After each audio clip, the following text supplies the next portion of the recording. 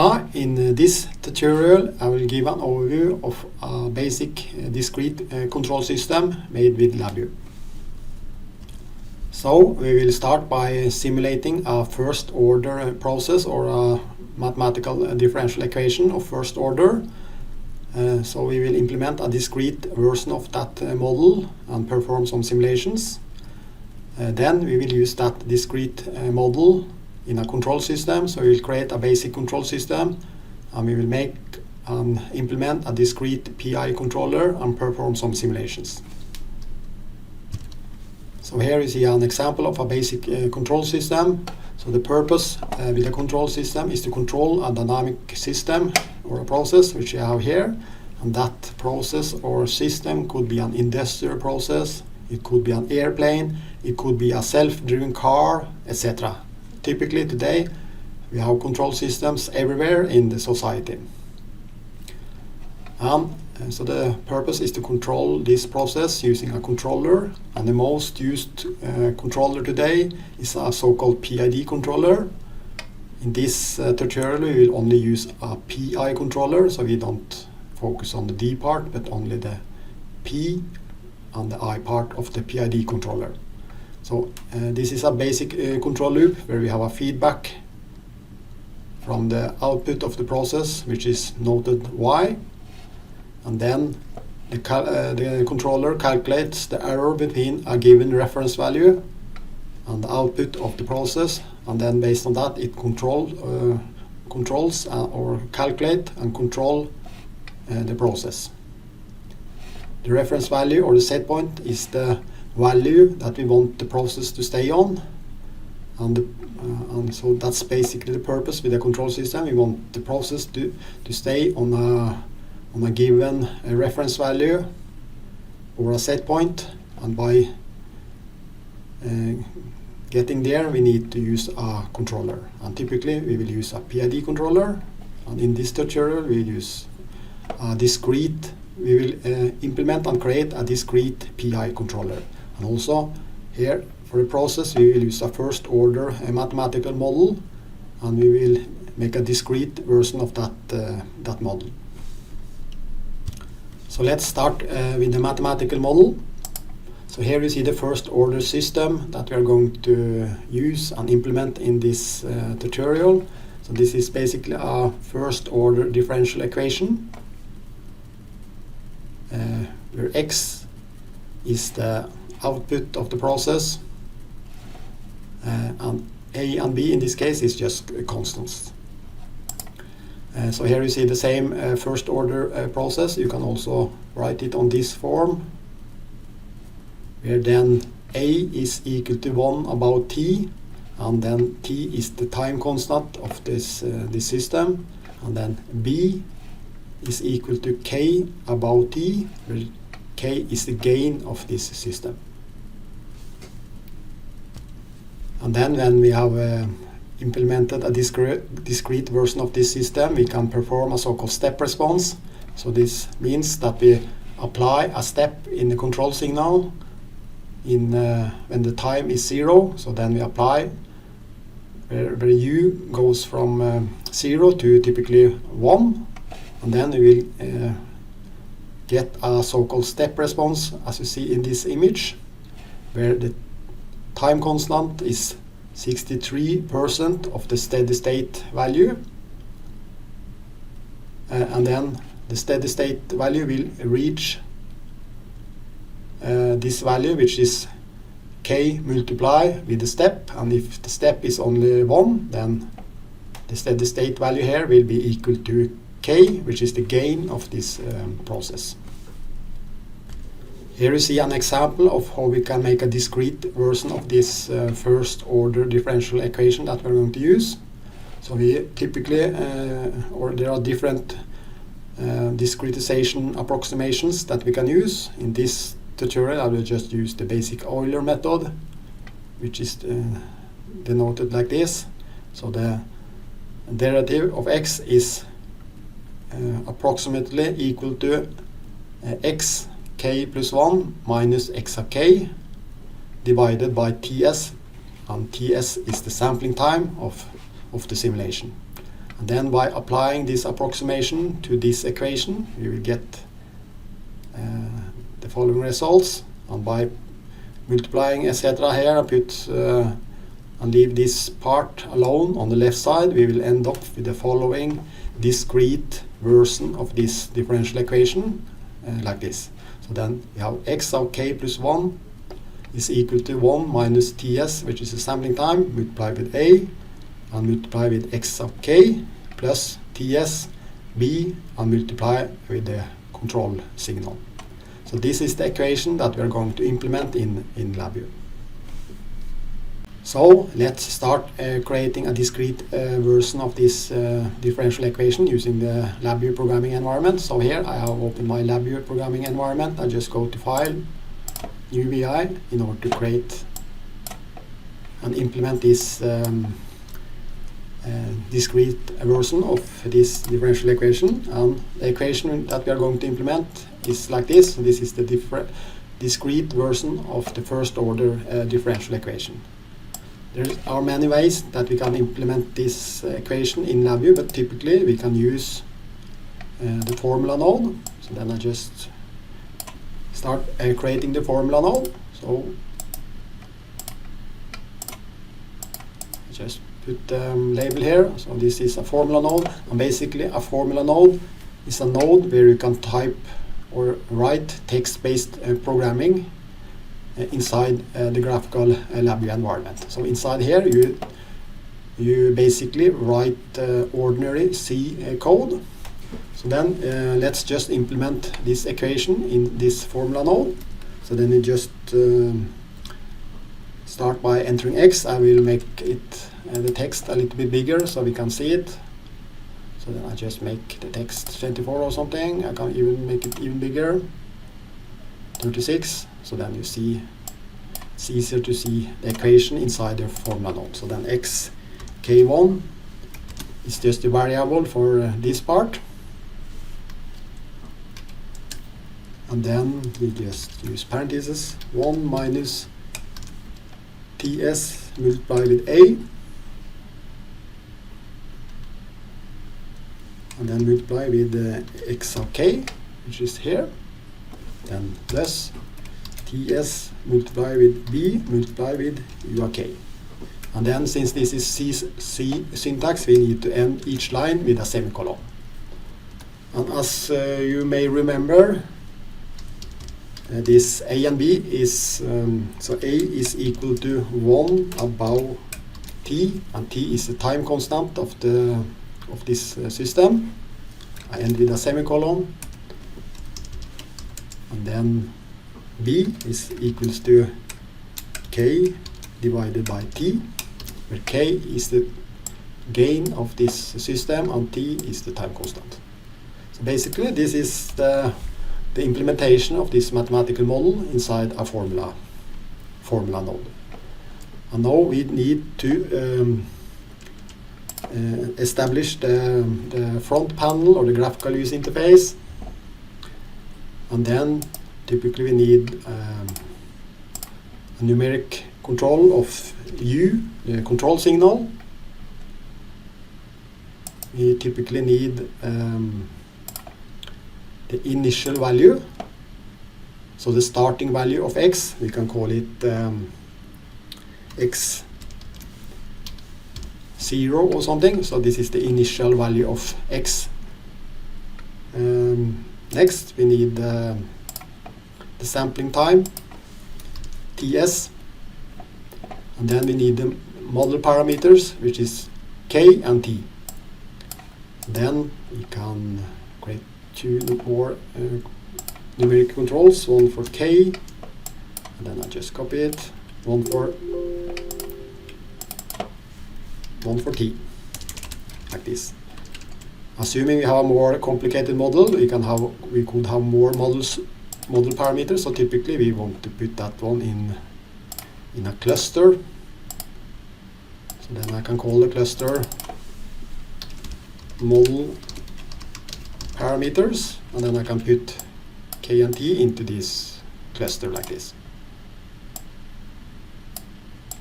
So now we have the necessary inputs. We put the inputs on the left side, and the output will be basically be x, and then we need to use a numeric indicator, and then we can just call it x or the process value or whatever. So now we have the necessary inputs and the necessary outputs, and we can use the input output here in the we have different patterns where you can select different patterns depending on how many input and outputs we have. I just use the default pattern, so then I just right click on the different inputs to establish the inputs of this sub-VI. Finally the model parameters, and the output will be x, like this.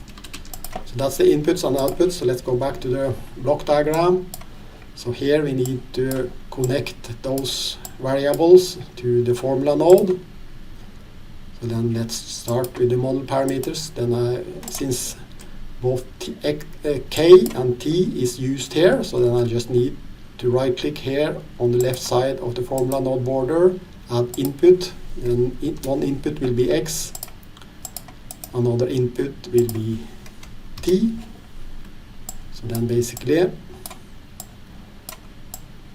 I will connect these model parameters, which is K and T, to these inputs. So then, since this is a cluster, I just need to right click, select cluster, class and variant path, and then select this unbundle by name. I wire it to this one, and then I make it larger to get both K and T. And then I connect K to K and T to T, like this. So that's K and T. The next I need to have this control signal, which is used here. This is U of K. So then I just right click here on the left side border, add input, and just type UK, which is this variable you see here. Then I just connect U to this one.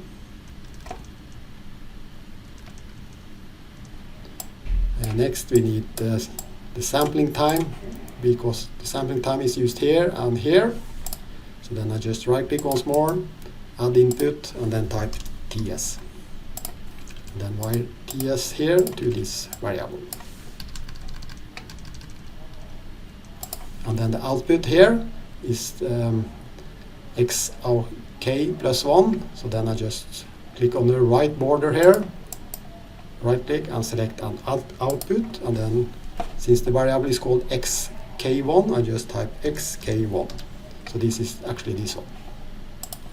And then I connect the output here to this output, like this.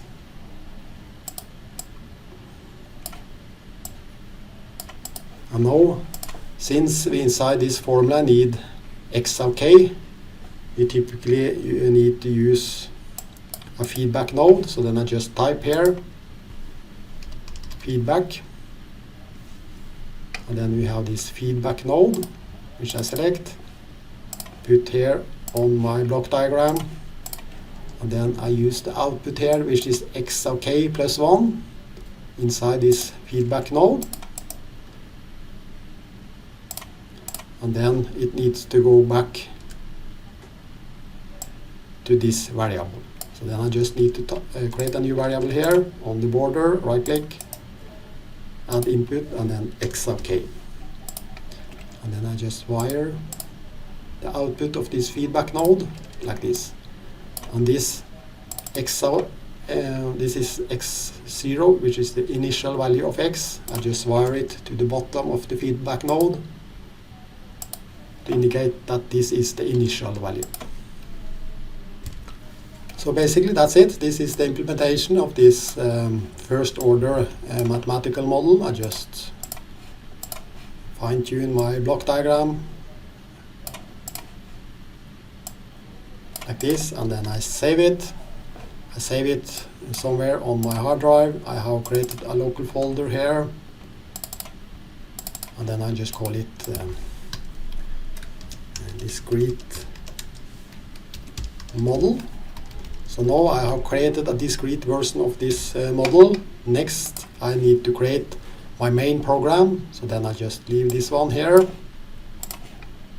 and then go to File, New. So now I will create my main application where I will use this discrete model. The last thing I need to do in my discrete model, I need to click on this icon to make a proper icon. You can of course use different symbols here, but let's just make it easier. I just make a border here and type some text here. So then I just call it discrete model or something, and just click OK, and then you see it is like this. And now next I can just drag this sub-VI into my main application and start creating the main application. So here is my discrete model. I can double click on it and then open the discrete model, but now basically I need to create a while loop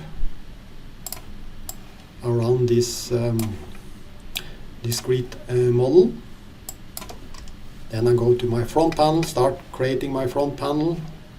Typically I need to have a stop button here in the bottom right corner. Since the button says stop, I don't need to have this label, so then I just right click, visible items, and remove the label like this. Go back to the block diagram, wire this button to this condition of the while loop. Next I need to have a timer inside my while loop, so then I just use the default timing here and this basic wait function. Like this. Next we need to define the sampling time, the TS, so then I can just create a numeric control here on my front panel. I can call it TS and then set the default sampling time to be 0.1 seconds. Then I can just also go to edit here, make current values default, and then this value will be the same value next time I open this VI. Then I can connect this sampling time to the wait button here, because this will define the sampling time of this application. And as you can see, this is in milliseconds. TS, I want to have the TS in seconds, so I add the unit here. So it will be 0.1 second. And since this is in millisecond, I just need to multiply with 1000 to convert from seconds to milliseconds like this. So then the output of this one, I'll just wire to the wait block here. I'll just change the data type to an integer like this.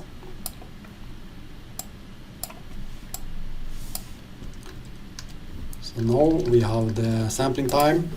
Here we have our discrete model. I can just right click to show the name of the VI, discrete model.vi. Then I can start basically to save some time, since I need those also in the main application. I just copy those from the sub-VI, put it here in my main application. So I don't need two of those, I'll remove this one. So then I have TS, I have the model parameters, I have the control value, and I have the initial value of X. I typically don't need, this is typically always 0, so you may not need to have it here on the front panel. But we're going to perform a step response, so we set U equals to 1, and the start value typically is 0. And we can define some model parameters. So then I just use, you can of course change them here and test with different values. I just start with, setting K equals to 8 and T equals to 4. So K is the gain of the system and T is the time constant of this system or this mathematical model. So then let's start by just connecting those to the sub-VI, which is here. I can click Ctrl H, then I will see the inputs and outputs of this sub-VI. So the first one is U, so then I just connect this U to this one.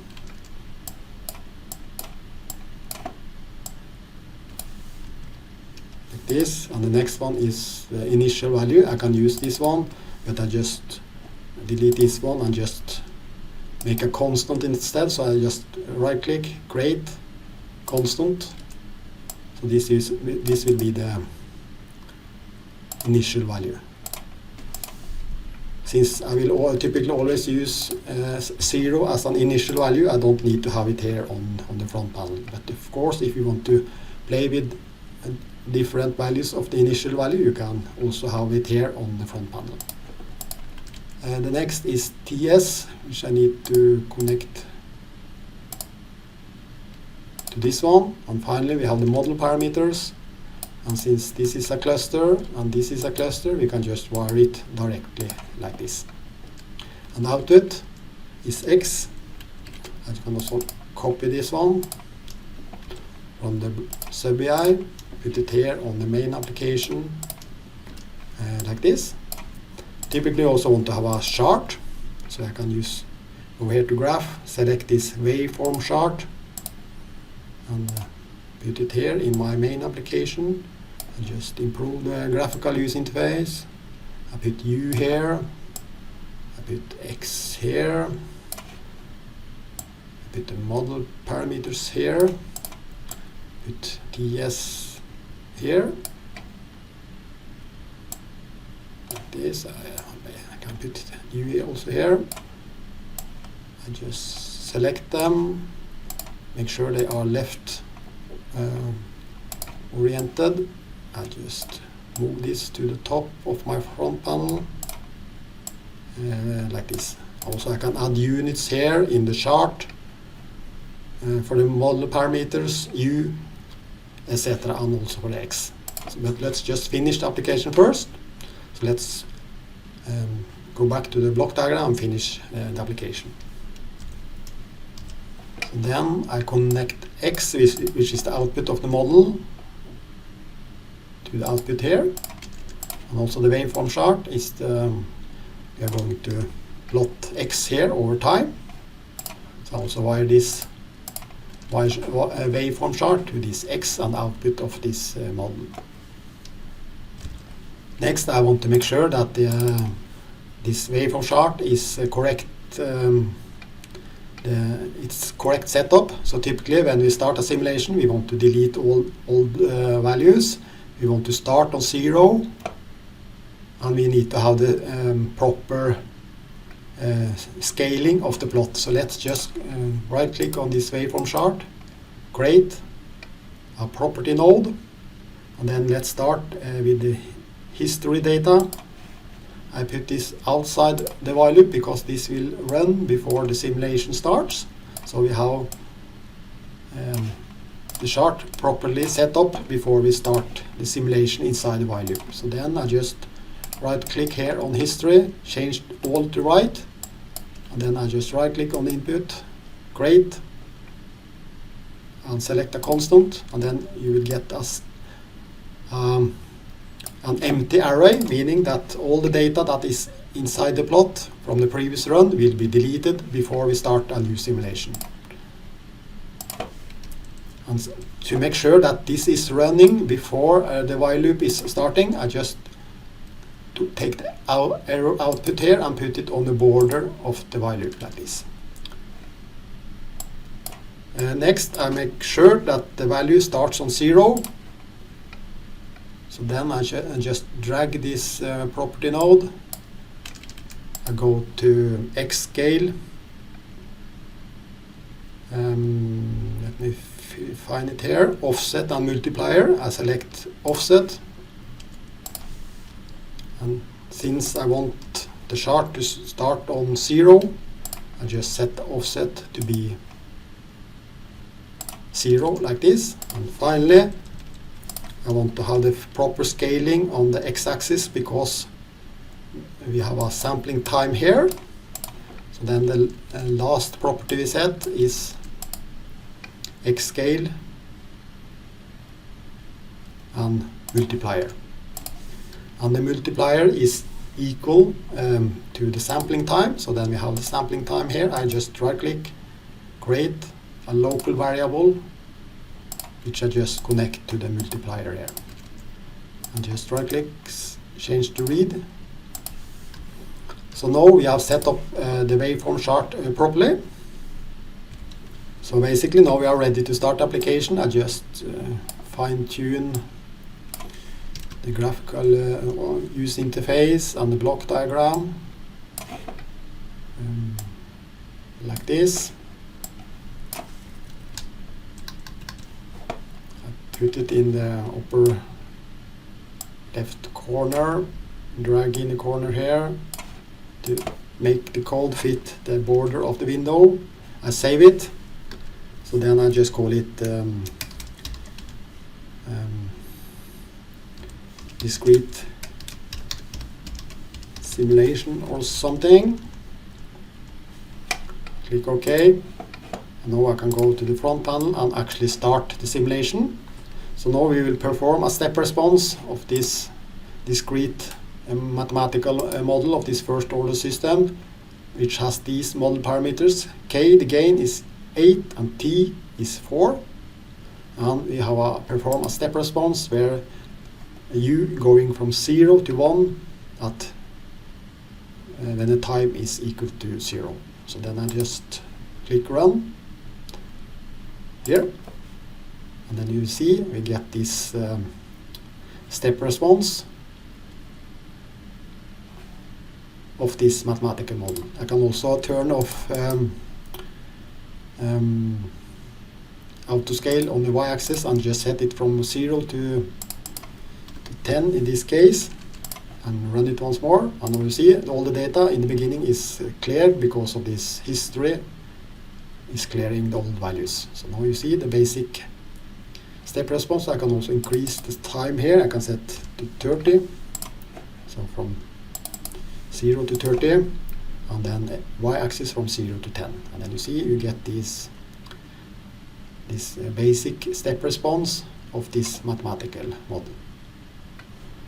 I can improve the graphical user interface. I can put on some units here. This is in seconds.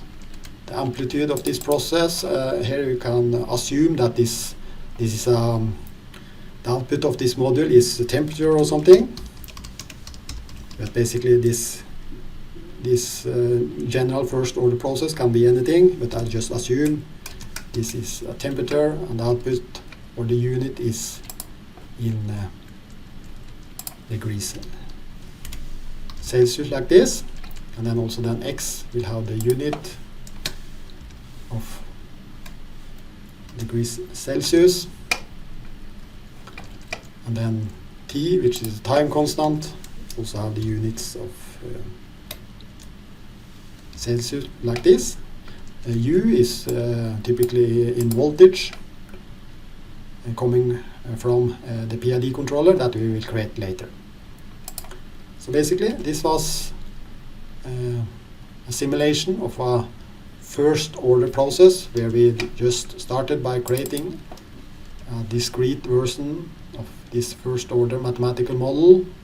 We was implementing it in a formula node. We established inputs and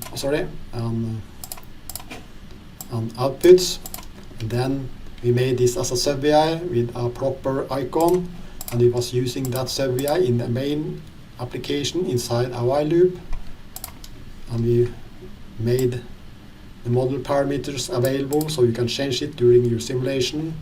You can change the step size, you can change the sampling time, etc. So basically this is the final results of this basic simulation of a discrete system using LabVIEW. So far we have created a discrete version of the mathematical model. So let's take the next step, create the controller. In this case we will create a discrete PI controller. So let's just go back to the control system. So now we have created a discrete version of this process which was just using a basic first order differential equation that we made a discrete version of and implemented in LabVIEW. So now we need to finish our control system. So basically we need to create the controller, and we will create and implement a PI controller, a discrete version of the PI controller. And when we have created this one, we can finish the control system like this. So here you see the basic PID controller. A PID controller consists of three parts: a proportional part, where we have Kp as the proportional gain. We have the integral part, where we have Ti as the integral time. And then finally we have the derivative part, where Td is the derivative time. So these three parts together makes this PID controller. And here you see a discrete version of this. So here you see the continuous PID controller, but we will only implement and use a PI controller. So here basically you see a continuous PI controller, where this D part is just removed, and we have the Kp part and the Ti part. And then by using Euler, we can make a discrete version of this model in the same way as we made a discrete version of the first order mathematical model. And if you do that, we can end up with the following discrete PI controller. So basically E is the difference between the reference value and the output of the process, and this E, the error between the reference value and the output of the process, or in this case the mathematical model, will be part of this PI controller. So UK is the calculated control value that will be used in the control system. So let's see how we can implement these two lines of code in LabVIEW. So we will create the discrete PI controller in the same way as we created the discrete model. We will use our formula node. So then basically I go to File, make a new VI, and then use a formula node, which I find here on the structures, formula node. Here, I just right click here, visible items label, formula node, and also make the font a bit larger so you can see the contents. And here you see the equations that we are going to implement. This is the equations for the discrete PI controller, which we will implement in this formula node. And then basically we just start by float, and then define EK, which is the first line here. E is the error between the reference value and the process output. So then EK equals to RK minus YK, like this, and then end with a semicolon, since this is C syntax. Then we need to define UK. UK equals to UK1, which is the previous version of the control signal, plus KP multiply with EK minus EK minus 1, which is the previous version of the error between the reference value and the output. Then plus Kp divided by Ti. Kp and Ti is the tuning parameters inside the PID controller that we are creating. Multiply with Ts, which is the sampling time, and multiply with Ek, which is the error between the reference value and the process output. And end with a semicolon. So basically this is the basic formulas for implementing a PI controller in LabVIEW using this formula node. Next we need to define proper inputs on the left border and proper outputs on the right border. So let's just go to the front panel and start creating some inputs and outputs. So then we need an input, which is the process value, or X or Y or whatever you call it. You can just call it process value. And since we are assuming the unit is degrees Celsius, we can apply units here as well. But since we are going to create a general PI controller, we can just denote it process value. Next, we need to have a reference value or a set point. So we can also call that one a reference value. For our model, we are assuming that the output of the process is a temperature value, so this could also have temperature as the in degrees Celsius as the unit, but inside our controller that we're making here now is we make a general controller that can be used for any kind of processes. Next, we need to define the PI parameters, and as for the model parameters, we just use a cluster, and inside the cluster we just create KP and TI. TI we typically want to have it in seconds, so I can add unit here. This is typically has no unit, so then I just move them to the cluster. I can change the name, PI parameters, like this. Make the cluster a bit smaller, like this. So now we have most of the inputs. The next one we need is this, the sampling time. So I just use TS, and this has the unit S in seconds. So these are the inputs, and the output of this PI controller is the control value. So then I just right click here, select a numeric indicator and call it U or control value, like this. And just put U in parentheses like this. So these are the inputs and this is the output. So then I just go to the corner here and define the proper inputs. So this process value should be an input, reference value should be an input, the PI parameter should be input, and finally the TS, the sampling time. And then output, so inputs on left side and outputs on the right side, and the output here is this control value, the control signal.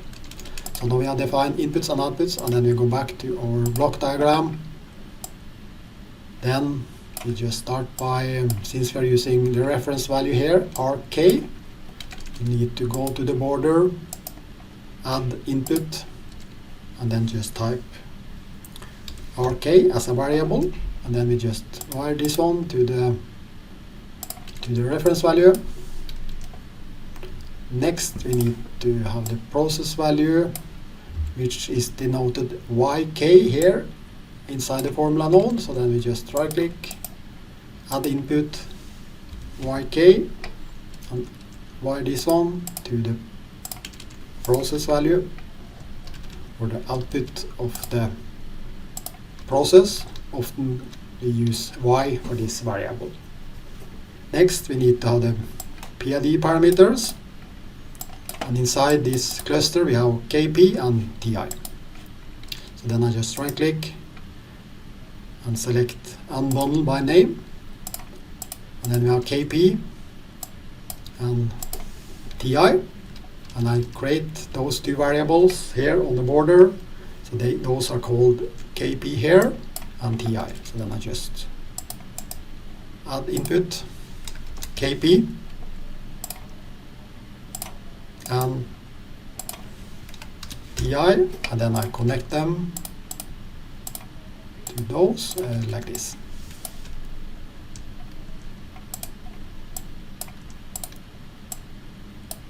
Finally, we need to have this the sampling time, which is used here in the formula.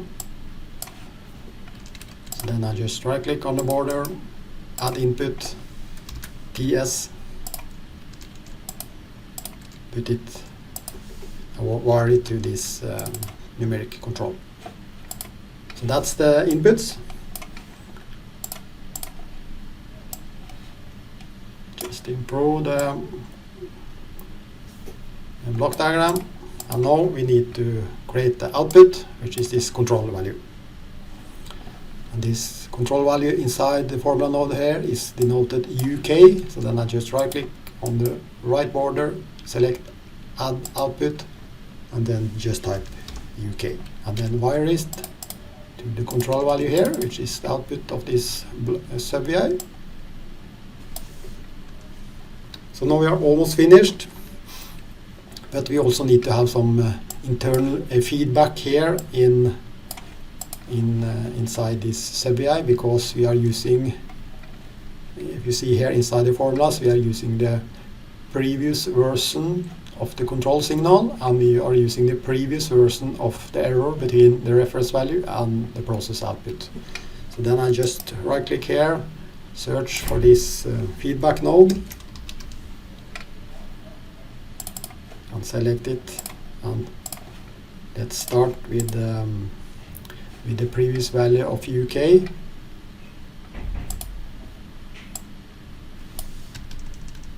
Which is, so this is the current value, and then in order to get the previous value I just use this feedback node, and then the previous value needs to be an input here, which is used here. So then I just right click on the left side border, add input, and just use UK1, which is this previous version of the control value, and then just wire it using this feedback node like this. And then I do the same for the previous value of E, the arrow between R and Y. So then I just copy this one, and then since the current value EK is defined here, I just need to add a output on the right side border, click and select add output, and then type EK.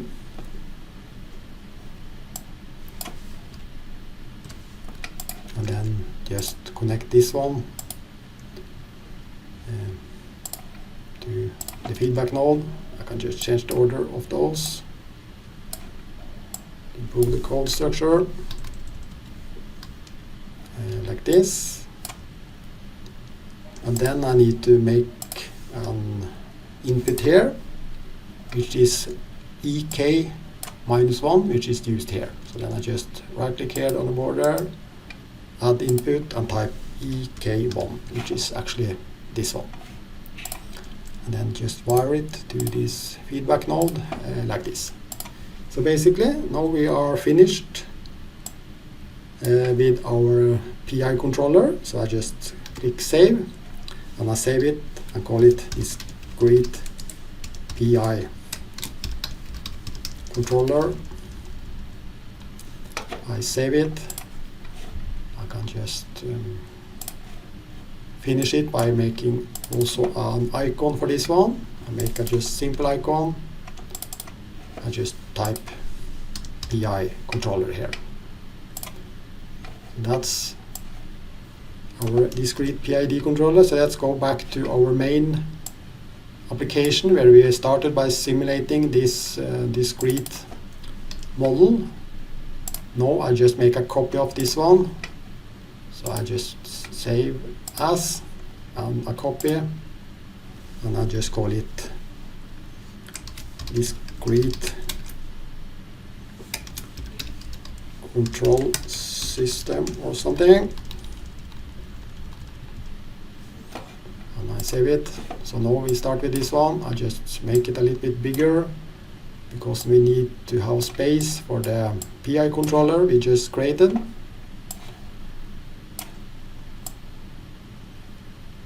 Like this.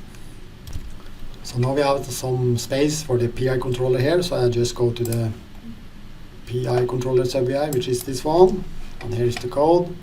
I just go to the icon and just drag it in to my main application like this.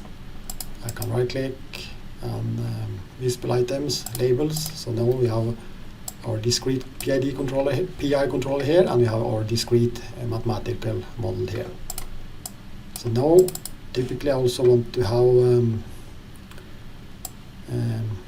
these values on my main front panel. So I just copy it, go to my main front panel or my main user interface. I have it here. We have the sampling time. I just make it a little bit bigger so we have space for everything. Like this. Here we have the model parameters. Here is the sampling time. Here is the PI parameters, which I can put here. We have this is the process value. So then I don't need this one. I can call it, I can use the word process value instead. I don't need so many decimal. I can right click on it, display format, and I can select digits of precision. I guess it's enough with 2 digits, like this. Put it here.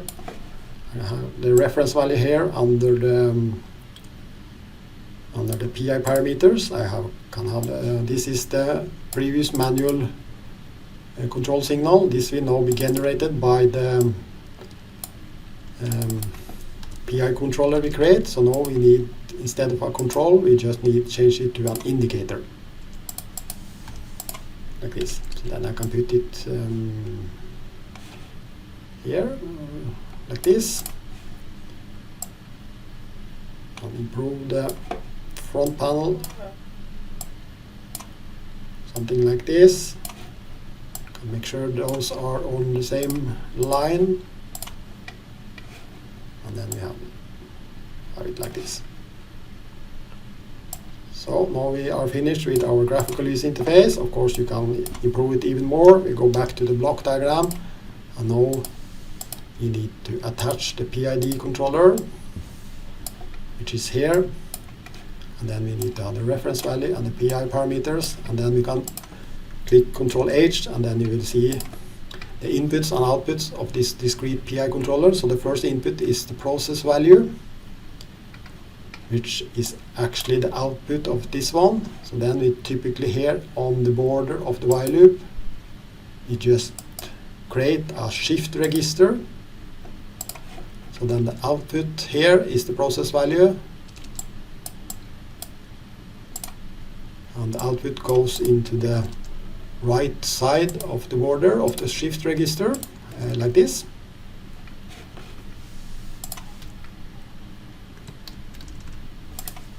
And then here, so this will be the current value of the process value, and in the next iteration this will be the previous value of the process value, and this should go inside the input here of the PI controller.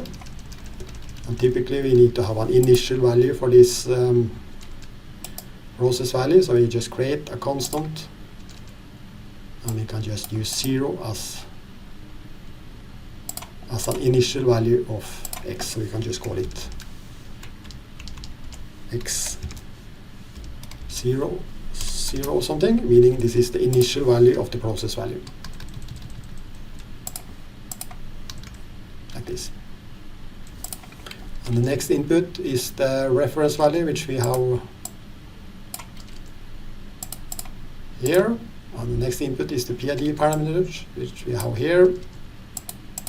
And finally, we have the sampling time TS, which we have here in the bottom. These are all the inputs, and the output, which you see here, is the control value, which should go into as an input of this discrete model, and also we can display it here on the front panel. So we can also wire it to this one. So I guess that's all we need. So this is our main application, our control system. I go to the front panel. So this is the model parameters. I can start with some initial values of the PI parameters. Typically we need to fine tune those. You can use a tuning method like Ziegler-Nichols, Skogstad, etc. But now I just set some values. I set it to 0.5 for the KP, and TI I set it to 4. And then let's see what's happening.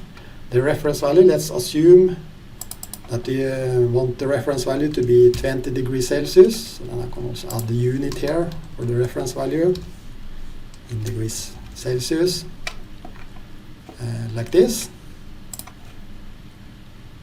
And then I just go to edit and make these values default next time I open application. And now let's just start the simulation. I click the run button and see what's happening. I can change the y-axis to 25 or something.